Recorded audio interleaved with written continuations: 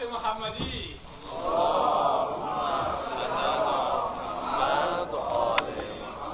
صلوات دوم را بلندتر.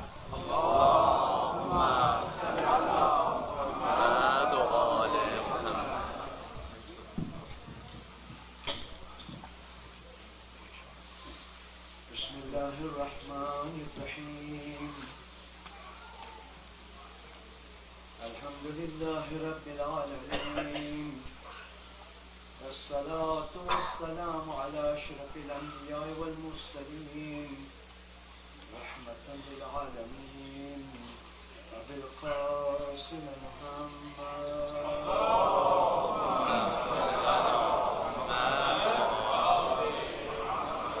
وأهل بيته الطيبين الطاهرين المعصومين. صلى الله عليك يا أبا عبد الله، صلى الله عليك يا ابن رسول الله. روحي وأرواح العالمين لك الفداء،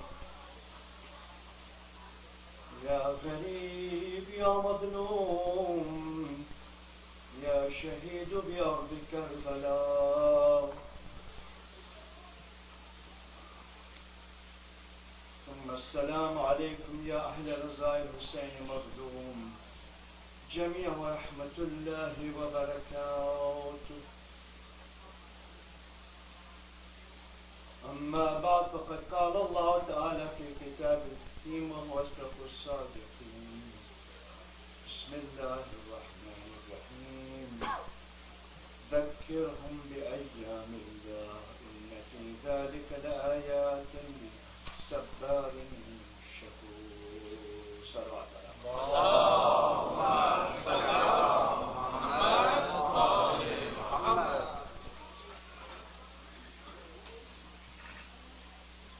It's been a long evening for all of you. It's a very special night.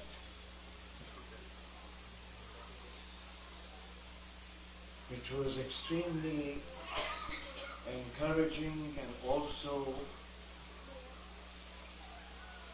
inspired me to be more grateful for the blessings that we have in our children, our youths, and our young speaker, Hamid Nabil, whom I know for many, many years now.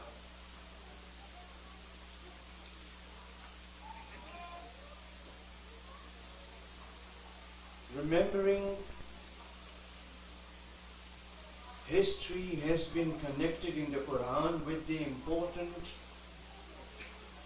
notion of our own spiritual and moral development.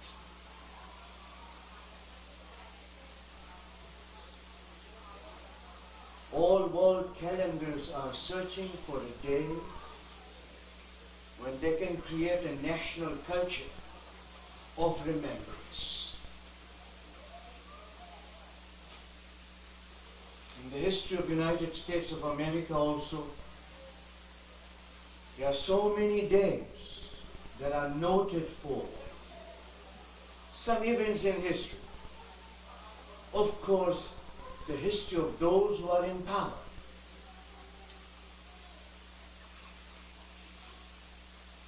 Those who are powerless, who are oppressed, their histories are not remembered. They cannot be remembered because they raise important spiritual and moral questions.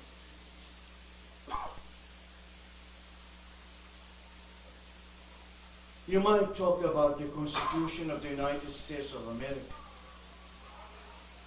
which begins with the very important statement, as we the people of this particular land. And that people included some and excluded others. You look at Islamic history that was written by those who were in power, those who controlled the writing. those scholars who work for the government to write only those histories that the governments approve of. We even teach in this country courses in which we talk the language of those who are in power. Otherwise you can be blacklisted.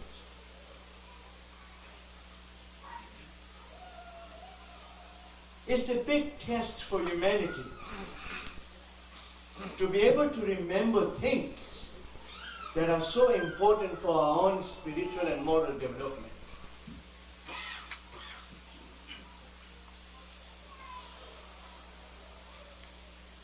There's nothing in the Quran that would suggest that the most important aspect of humanity is remembrance. ذكرهم يذكرون به ذكرانا. All of these terminologies in the Quran are geared towards creating what we call something that is connected with our own well-being. You remember things that are important for you to remember. Because we would like to forget so many things that would remind us of our bitter struggle with justice and injustices in this world. Even in our personal lives, we don't want to remember those moments that are ugly moments. They are not very pleasant to remember. We'd rather forget them. I must say that Allah subhanahu wa ta'ala has a plan for us. One of the gifts of Allah subhanahu wa ta'ala is our ability to memorize things, to remember things. At the same time, there's a binary to it. You also have been blessed with the power of forgetting. Why would I say that forgetting also is a blessing? There are so many things we need to forget in our life and continue to move forward. If we don't do that, then if I lose a son, if my son dies, then in the remembrance of my son, I will die.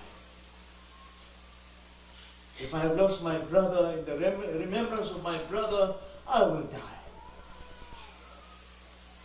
Allah subhanahu wa ta'ala has given us the ability to say, this is the meaning of rida, by the way, the rida that is part of those 5 elements that Hamid spoke about.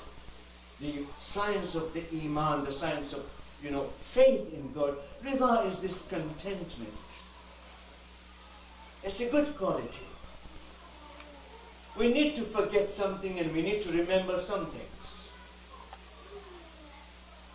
Allah has made very clear in the philosophy of the world religions, remembrance is one of the most important instruments of developing human spirituality, cultivating human morality. If we forget everything, may God forbid. I've been looking at the literature on dementia and Alzheimer's disease. It's a very painful state of human beings. When they become old, they might not remember anything. They might not remember even their very close family. There are people in this world who suffer from dementia, or they suffer from that kind of disease, Alzheimer's disease. May God give them rest and cure to these people, whoever they are. But it's not easy. What I want to suggest tonight is that Imam Hussein's miracle is in the remembrance in such a way that you and I become alive every time we remember them.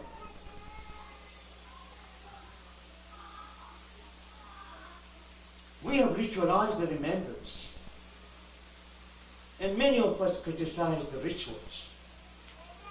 But the rituals perform very important function. They bring people together. I would not have seen this many people here on this night if it had not been for Aarbaeen. I've lectured in this place many times. There's hardly people, 30, 40 people that I've lectured. But tonight, the love of Imam Hussain brings us here together. And this is a blessing. What really marks off Imam Hussain in our calendar of, I would say, in world calendars? I will tell you that my Christian brothers and sisters remember Jesus as having been crucified on the cross. And I attend sometimes those services on Good Friday. But Good Friday is followed by Sunday, which is known as Easter Sunday, when Jesus becomes alive. And there is a celebration. So on the one hand, Good Friday is very emotional, very touching ceremonies in the church to remember the crucifixion of what we call, of Mustafa Kamil is called Qaryatul Zalima. Jerusalem becomes a city of wrong. But Sunday takes away the power of the Spirit of Christ by making him live again so that you and I would celebrate his living. Of course, it has a symbolic meaning that he is living through us in the remembrance of Christ.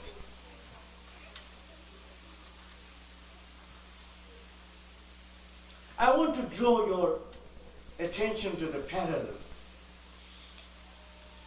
On the day of Ashura, Imam Hussain alayhi salam never complained to Allah subhanahu wa ta'ala, saying that, Ya Allah, you have abandoned me. According to New Testament, Jesus on the cross did complain, oh my God, why have you abandoned me? That's the statement reported in the New Testament. Imam Hussain did not complain. In fact, what he said was رِضًا بِقَضَائِهِ وَتَسْلِيمًا لِأَمْرِهِ إِنَّا لِلَّهِ وَإِنَّا إِلَيْهِ رَاجِعُونَ. I've submitted myself to the decision that was made by God. And this is what Bibi Zainab did say, by the way, in the court. She did not stop مَا رَأَيْتُ إِلَّا جَمِيلًا.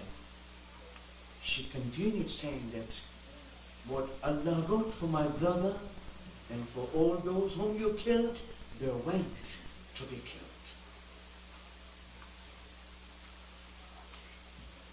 Here, Jamila is not beauty, illa khayla. Janab Zainab knew the language very powerfully. Because when she spoke in Kufa, people used to remember Imam Ali and the way he used to speak. Everyone used to say that, my God, she speaks like her father. She was so powerful in her speech.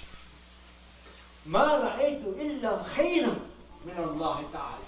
I haven't seen anything but good from God. You killed my brother.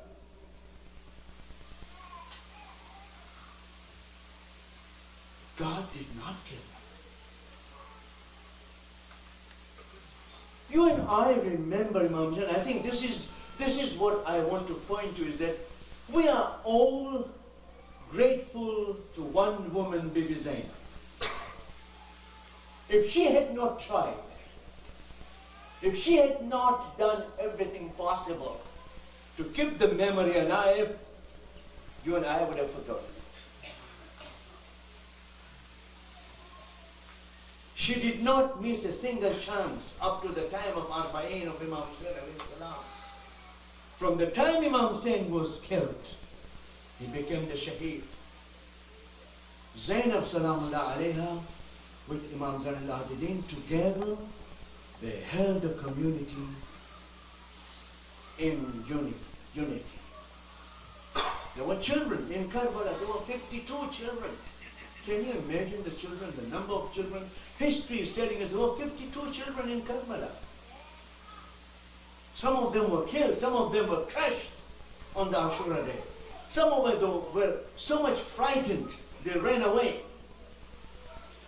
And they found them dead under the tree, near the water.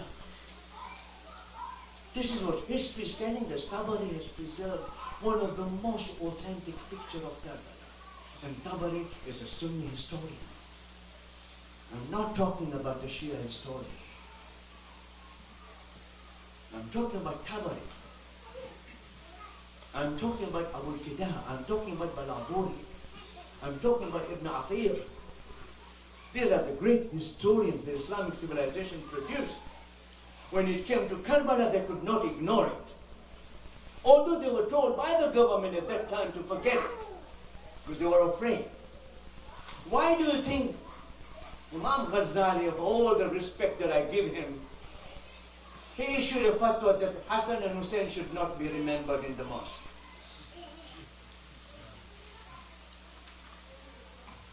There is his fatwa in Fadail Batiniya. If you read that book, he says Hassan and Hussein should not be remembered in the mosque. So why should they be remembered? What he meant was that Hassan and Hussein, if they are remembered, then there will be revolution every day. There will be problem for the government every day. And they wanted to control the damage, so to speak. Allah subhanahu wa ta'ala in the Quran, several places. I'm telling you, open the Quran and you will see.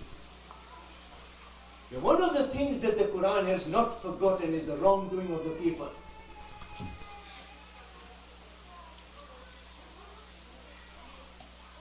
When people do something wrong, sometimes we speak up, sometimes we don't. All depends on our own interest.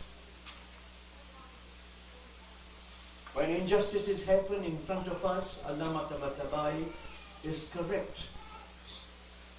When injustices happen, you don't do anything about it, then you are also participant in the injustices. And you're citing the Quran all the time. That's what the Quran says. وَسَيَعْلَمُ الَّذِينَ ظَلَمُوا أَيَّ مُنْقَلَبٍ يَنْقَلِبُونَ. One day, those who are wrong will uproot the wrongs that are done in the history. That time will come when Hazrat Hujjat sallallahu alayhi will appear. اللهم صل على محمد وآل محمد. What is kept alive is the message. And that message is ذَكِّرْهُمْ بِأَيَّامِ اللَّهِ. These are the days of Allah subhanahu wa ta'ala.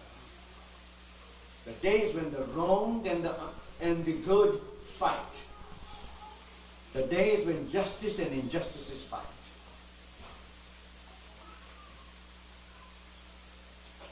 We still haven't discovered where justices lie, where injustices lie. We are still very superficial in our analysis of what the wrongs are being committed. History says these things did not happen, they were exaggerated. Imam Zain al-Abidin was walking in the street in Damascus and he meets Minhal. Minhal was the Sahaba, was the companion of the Prophet sallallahu alaihi wasallam. Minhal is asking Imam Zain al-Abidin, how are you doing? That was a very important question, and Imam is answering, you know what has happened to us, haven't you? Don't you know that? We have settled. And now in this prison where we are, we can feel the heat of the summers and the cold of the winters because there is no ceiling in the prison. What you and I would call violation of human rights. That's what they're talking about, what CIA did all these years after 9/11. violation of human rights.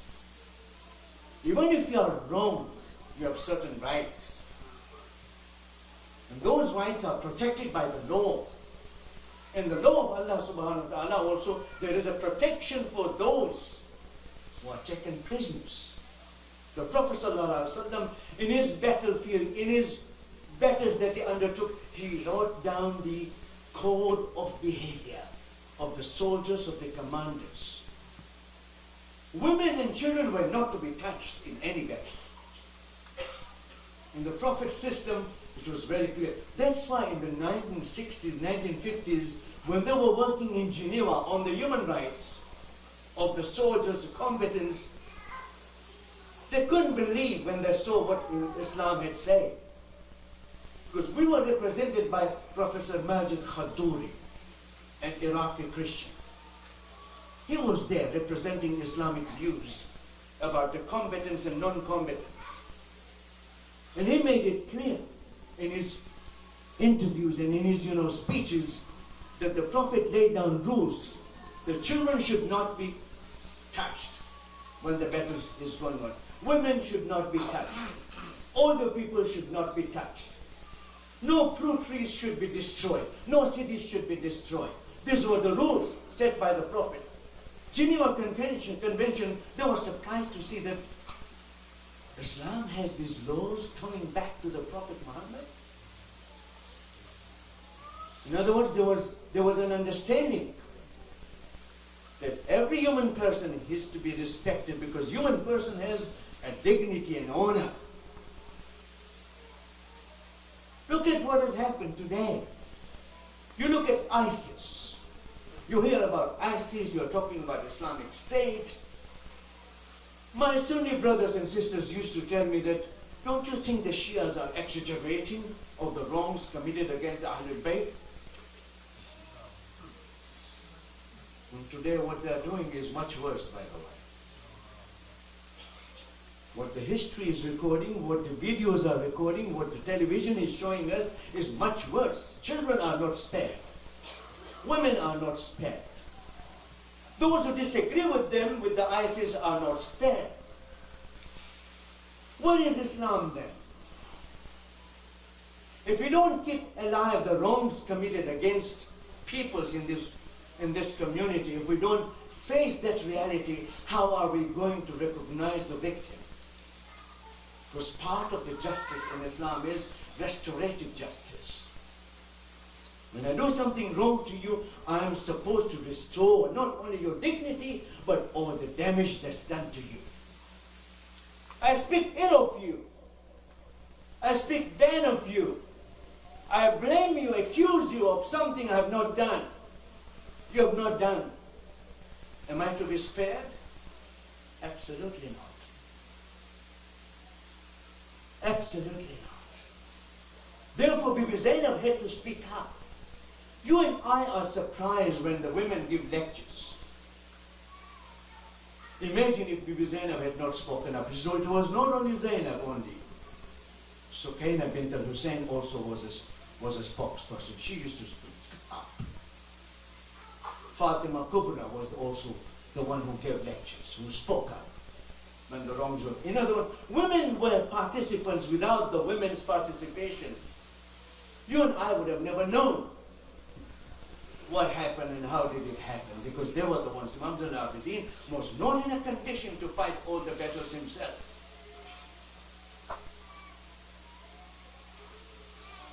Aarbaeen. You and I do not even know when was the Aarbaeen celebrated. Do you know that? It was the first year after Imam Hussein was killed.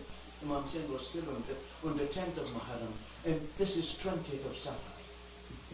Did it happen that year? No. We don't even know where the Ahlul Bayt were. First Aarbaeen, we have no idea. There's only one person who has done a lot of research, and this is Muhaddis Abbas Qurmi.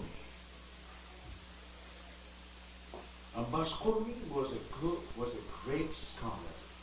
Listen, he's the one who wrote this Mafatihul Jinan that you read. Many of us read that, but he's also a historian. He counted the mileage from Karbala to Medina, and he said the 1,453 miles. Ahlul Bayt were meant to go through northern Iraq. They went to Damascus, they came back to Iraq, they went back to Medina, 1,453 miles. And the philosophy of the army was to make the family of the Prophet stop everywhere so that they will be humiliated. And Bibi Zainab never missed a chance. You're not going to humiliate us. We'll fight for our rights. She didn't use the modern language that you and I use, that we'll fight for our rights. But I will not keep quiet when I'm supposed to be speaking. This is what Bibi Zainab was teaching to us. When the wrongs happen, you must speak up. You cannot keep quiet. Because the moment you keep quiet, you are participating with the wrongdoer. You are not participating with Mazloom, on whom the wrong is done. We sometimes, misunderstand the mission. Imam Ali, on the 21st of Ramadan, from all the records that we have in the history, before he died on 21st of Ramadan, he called his family. So the sons came, all the sons, and he made the wasiyah to all of them. Then the girls came, the daughters came. Zainab al-Kubra, Zainab al-Sughra is Kulsum, by the way. Kulsum, they all came and they spoke. And Imam Ali calls Zainab. This is what the riwayah says. This is what the tradition says. He said, come, Zainab. Zainab, I'm preparing you for the day that is going to come. And he kissed the hands of Zainab, the arm. He said, Zainab, there will be ropes tied here, and you'll be dragged into the streets. Zainab could not believe it. She couldn't believe it. How can they do to me when I have all these brothers with me? Abbas, Uthman, Ja'far, Muhammad, Abdullah, Hassan, Hussein. How can anybody touch us, the women in the household? They can't touch us. She had so much confidence in the young people that on the day of Ashura, she remembered 21st of Ramadan. Would you believe that? She remembered that day. She said, Abbas, when he came to bid farewell to his own sister, it was Kulsum who reminded Abbas, Abbas, sit down, I want to tell you something. Abbas sat down, and Kulsum started talking and said, you remember it was 21st of Ramadan, our father was about to die. And he called me. He called you brothers, he called me, and he told me this. And she remembered 21st of Ramadan. Look at this. On the day of Ashura, Kulsum is the one who said that I remember that 21st of Ramadan. This is what happened. Abbas, now you're going. All the brothers have been killed. You are also going. Now I know. Now I'm sure that there will be ropes tied on my hands. Now I know. Because there'll be no one to protect us. That kind of ability and that kind of love and devotion in the Ahlul Bayt is remarkable. And you open the pages of history and they tell you one after the other. How long then did it take for the Ahlul Bayt to celebrate the first Aarbaeen? They did not celebrate the first, they did not celebrate the second, they celebrated the third Aarbaeen. My brothers and sisters, what you are celebrating today is the third Aarbaeen of Ahlul Bayt. Because second Aarbaeen, they were in Damascus. Third Aarbaeen, now Yazid became afraid. The Umayyad power knew that this will not last for too long. Already questions being asked. Who are these people in the prison? The propaganda machine of the government was such that people did not even know that these were the daughters of the Prophet. Keeping people blind completely. Controlling the news, so to speak. It happens even today, by the way. Don't give them the true stories. And Zainab was in the prison, but there was no information about them at all. Third year.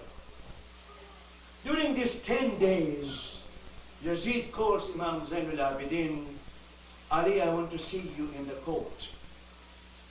The message comes. Bibi Zainab was very protective of her nephew, Imam Zainul Abidin. She was constantly afraid that they might want to kill him. And she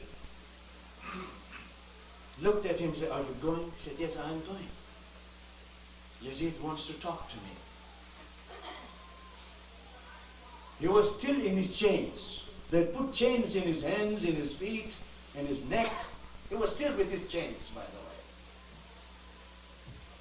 So Zainab is very much worried. She is near the door of the prison, waiting for him to return. You know how when you love someone, how you wait for their return, safe return, so to speak.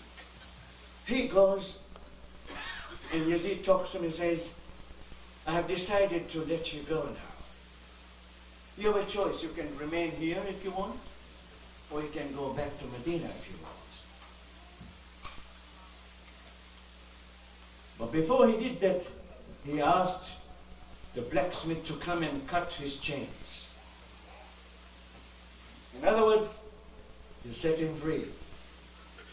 All the chains were removed. Ali ibn Hussein, look at this recognition of Zainab al-Kubra. I will go and talk to my aunt and let you know what she wants. This is the Imam of the age. This is Imam al-Zamana, by the way. And he says, I will ask my aunt. And he returns. When he returns, Zainab looks at him and says, they've removed your chains. What's the news? She said, they've set us free. We can go. What did you say? What did Bibi Zainab expecting the nephew to do? What did you say? Can I say something without asking you, aunt? Look at the respect Bibi Zainab is receiving from his own nephew. Could I give him an answer before asking you? So, aunt, what do you want to do? Mother, Zainab looks at Ali ibn Hussein and says, you know, I'll make the decision later. At the moment, I need one thing very badly. I need an empty home where we can all gather and cry over our dead. We haven't cried on our shuhada. They wouldn't let them. They wouldn't let them cry. They would stop them. There was so much cruelty in the prison system, so to speak. Bibi Zainab said, would you ask that to Yazid to give us a place where we can sit for a few days and remember our brothers, our dead? Imam Zainul Abidin comes back and says, this is what my aunt just said, we want a place. Give us a home so that we can sit and remember our shuhada. Look at what Bibi Zainab is planning. I'm drawing your attention not only to the tragic event, by the way, but the important thing is, what is Zainab thinking about? This is the city where they entered in all humility, because people were celebrating in Damascus for what had happened in Karbala, because they were thinking that Yazid, Amir al-Mu'mineen, had become victorious. So they were celebrating the victory of Yazid, the caliph. They had decorated the city. When Zainab entered the city, you can't even believe. The city was decorated. And people were asking, there were Christians who said, what happened during this day? Is this a national celebration? Is this something that they do, these Arabs do? Said, no. Amir al-Mu'mineen has killed one of his opponents. That's what they're celebrating. Bibi Zainab is hearing all this conversation on the street. And she comes to the prison system, so to speak. Now is the chance that she has. You know what they did for 7 days in Damascus? Bibi Zainab challenged Damascus and the authority of Damascus. This is what I call the power of truth. She was truthful, she was just, and she fought back the system. And she defeated the system for once and all. But thereafter, nobody dared to do to Islam what they had done up to that moment. House was emptied. The whole city was decorated in black flags. I'm reading history, by the way. The whole city was decorated into black flags. Announcement was sent that Banu Hashim are going to sit in mourning for 7 days. The people of Damascus started coming. The women coming, men coming, young people coming. On one side it was Zainab controlling on the women's side. On the other side it was Imam Zain al-Abidin. And Bibi Zainab was sitting like I'm sitting on the member on a raised platform, and she was talking about Karbala. You see what was happening? Damascus for the first time was hearing eyewitness report. The proper history. Eyewitness report. Bibi Zainab was talking about it. There were women sitting. Layla was there. Rubab was there. Rubab was sitting, looking at her lap all the time. Now, women of Damascus, women want to know more. When they see this situation, what happened to her? Why is she looking at her lap? And Bibi Zainab said she had a small baby of 6 months who was killed. How about this woman here? This is Layla. What happened to her? Why is she crying so much? She had a son who resembled the Prophet. 18-year-old, 19-year-old son. He was also killed by the enemies. Now is the opportunity for Ahlul Bayt to tell their story. On the other side, it was Imam Zain al-Abidin. But Bibi Zainab also made a request. Ali, tell them, we want the goods they took away from us. And Imam Zain al-Abidin made a request. This is Tabari, by the way. Look, read Tabari, you will find all these there. This is what they did to Ahlul Bayt. And Bibi Zainab, and Yazid said, I can give you better things. He said, no. Bibi Zainab sent the message. He said, no. My aunt wants only those things that you rooted in Karbala. Because they include my grandmother's, Fatima Zahra's necklace, Fatima Zahra's clothes. That's what we want. In other words, they wanted all the goods that belonged to the family. It wasn't the goods. They were talking about, what Bibi Zainab was trying to say was that even the daughter of the Prophet was not respected by your soldiers. They looted even us. They looted this, they looted that. All these goods came, and finally, Imam Zain al-Abidin made a request. Yazid, I want to see my father. I want to see my father. Imam Zain al-Abidin had not seen Imam Hussein's head. Yazid said, you can't see him. Why not? It's my father. My aunt wants to see. I want to see. After all these negotiations, finally the head of Imam Hussein was brought in the gathering. This is Aarbaeen, my sisters and my brothers. Can you afford to see the head of your beheaded brother? Can you see? Can you see it? Are you able to control yourself? I'm telling you that this was the scene that Bibi Zainab could not even believe that this was the day that she would see. 7 days. They had these gatherings for 7 days. The gathering that you and I are having is one of those 7 days, by the way. Because this is a sunnah of Bibi Zainab, salamullah alayha. She was the one who told us how to remember Imam Hussein, how to remember what happened to them, and never to forget the wrongs committed against Ahlul Bayt. 7 days passed. Sure. What are you talking about? Aren't you ashamed? This is the moment you laugh and you smile and you talk. Shame on you. How can you do that? We are sitting in the presence of Bibi Fatma. Do you know Bibi Fatma is here? You don't have such faith, do you? Bibi Fatima is here walking around. She does not miss one single majlis of Imam Hussein alayhi salam. And you are sitting and talking and laughing and smiling. How can you do that? These two sisters of mine, Salawat ala Muhammad wa ali Muhammad. Show no shame. Bibi Zainab salamullah alayha is making a point. Don't ever sit in front of me when I come to stand with you. Don't do that.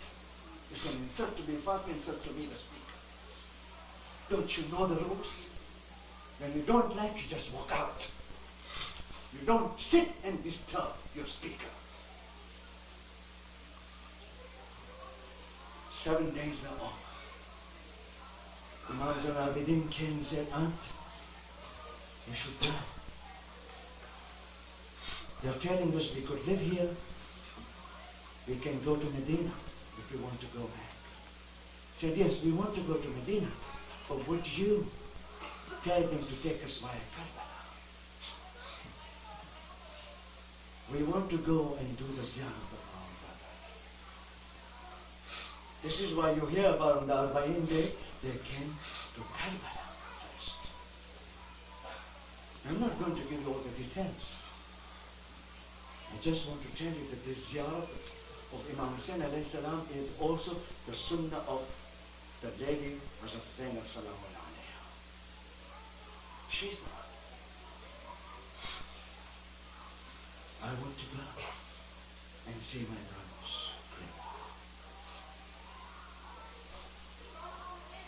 Some days pass. When the Ahlul Bayt come to Karbala, some of the Hashemites have come. They come there, they see Imam Hussein and all the Ahlul Bayt are there. Today if you go to Karbala, all that land has the graves. Even the land that you walk on, we don't even know who's buried under. Because all the graves are underground.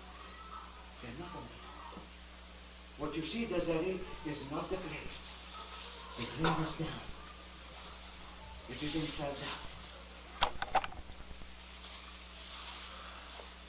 After Karbala, Imam Aarbaeen comes again, Aunt, we must go. Why you're in a hurry to go? I don't want to be in Karbala. My sister Fatima Sohra is waiting. The family in Medina don't know what has happened. After a few days, they take off. According to Muhaddis Abbas Qummi, 1,453 miles from Karbala to Medina takes about 2 months and 15 days on camel. 2 months and 15 days. One of the places where they stopped on the way to Medina was Mosul. Mosul that you hear about ISIS today. That city of Mosul. And in Mosul there was this conversation between Bibi Zainab and the governor of Mosul. They finally reach Medina. I want to be quick because I've cut you long enough. I'm already disheartened the way some of my audience is. I am trying to draw the picture here that Medina is now open. You know who is the first one to see Medina? Kulthum. According to the historical records, Kulsum says, Medina says, Ya Medina Sachedina, oh, the city of our grandfather, don't accept our coming. We come to you without anybody.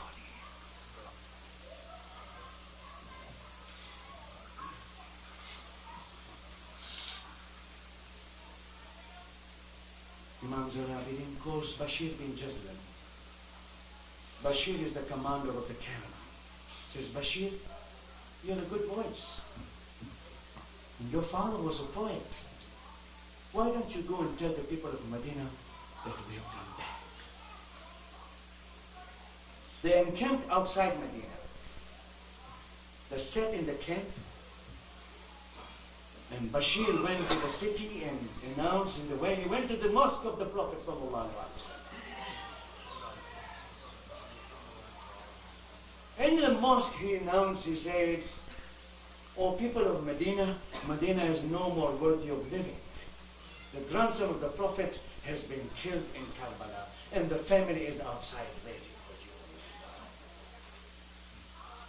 you. Within a short while, the city of Medina, they all started walking outside to welcome the family of the Prophet. Among them was this woman, by the way, whom you and I know as the mother of Abu Fazl al-Abbas, Aarbaeen. Aarbaeen came rushing because she knew Zainab had come back. And Aarbaeen came and she asked Bashir, what happened to the sons, to the children of Fatima? She said, your children were killed. Abbas was killed, Osman was killed, Jafar was killed. She said, no, I'm not asking about my sons. I'm asking about the son of Fatima. Son of Fatima. It was the safest occasion. And when Aarbaeen came there, and she sat down next to the woman, she didn't know who she was. She couldn't recognize. And she started crying, said, can you see Zainab anywhere? Can you see Zainab anywhere? And Bibi Zainab was the one who answered, said, I'm Zainab. You're Zainab? Is this what has happened to you? She could not recognize Zainab, by the way. She could not. Because she had completely become old. You know that Bibi Zainab was 53 years old. Imam Hussain was 57, Bibi Zainab was 53 years old in Karbala. And this opening of the whole situation created a moment and everybody started weeping. Yes, there was a lot of weeping, no smiling in those days. We smile as moderns because we have no shame left in us. But in those days when they heard somebody was hurt, they cried. If they could not cry, they kept quiet. And this is what happened. That Zainab Salamullahi alayha, within the company of Aarbaeen, they started walking to Medina. You know, where they came for the first time, my sisters, they came to the grave of Fatima Zahra Salamullahi alayha. They came to Bibi Fatima. In Jannatul Baqi, Zainab came and she put her body on the grave of Fatima to Zahra. Fatima, my mother, your daughter has come back. But Hussein is not with me. Abbas is not with me. Nobody is with me. I am alone with the family, with the children who are left with us. Bibi Zainab had a message to give to all of us on this day. Not only Fatima the Zahra mattered, not only the Prophet ﷺ mattered, but the whole issue was, where is human emotion? Where is humanity discovered? Where is to be found? Is it to be found in the moments of happiness, or is it to be found in the moments of tragic events? What Bibi Zainab proved to all of us, my brothers and sisters, that don't forget that the moments of tragic events are the moments that make you a better human being. That makes you a human person who remembers the dignity of other human beings, not otherwise. This is the only reason that you and I remember Ahlul Bayt and their suffering. You think there are no angels crying over them? You think there are no angels crying over them? You think no plants are crying over them? On the day of Ashura, Tabari says, the day of Ashura, when it happened, people used to pick up a small stone and they would see blood underneath. This was the situation. In other words, the whole entire nature was crushed. My brothers and sisters, it's a night that you and I are fortunate to remember Aarbaeen of Ahlul Bayt alayhi salam.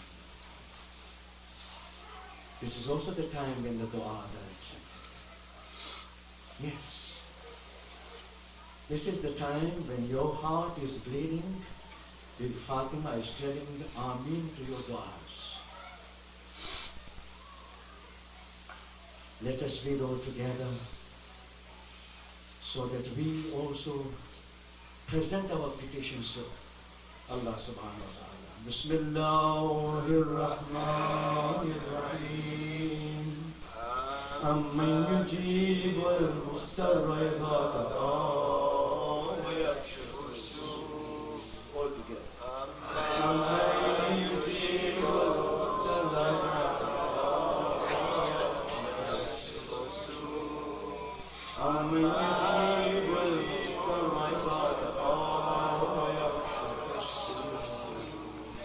All together, two times. Amman yujib wal mustarra idha qada wa yakshifu. Amman yujib wal mustarra idha qada wa yakshifu. Ya Allah, we are asking your mercy on this community. Ya Allah, guide our young people, men and women, both, to look after their spiritual and moral well.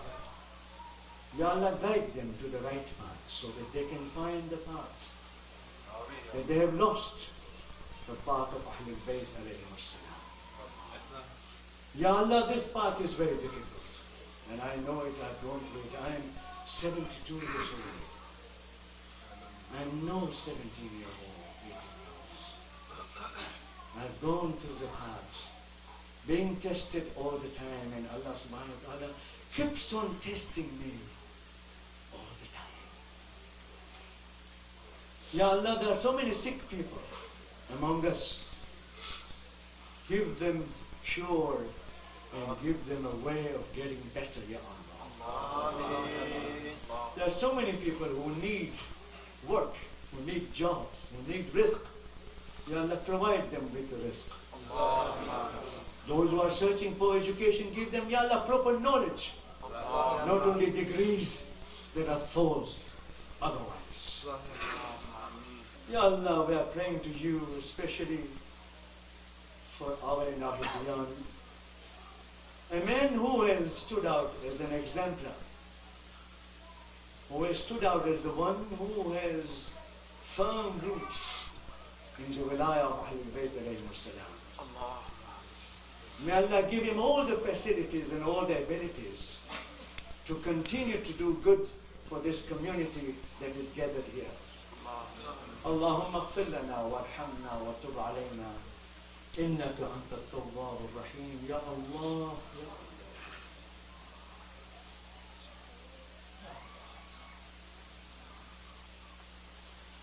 Ya Allah. اگه اجازه بدید سلام بدیم به امام حسین علیه السلام، بعد بچه ها رو دارن میارن که ترتیب بودن.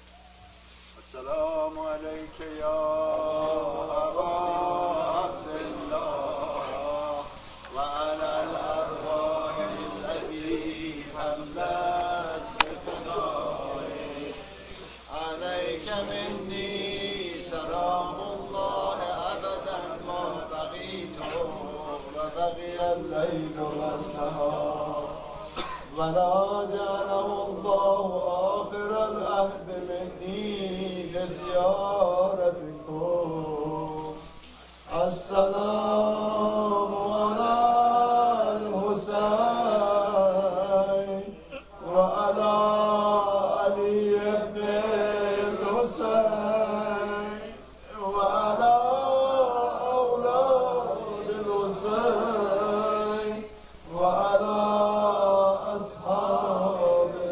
Assalamualaikum warahmatullahi wabarakatuh.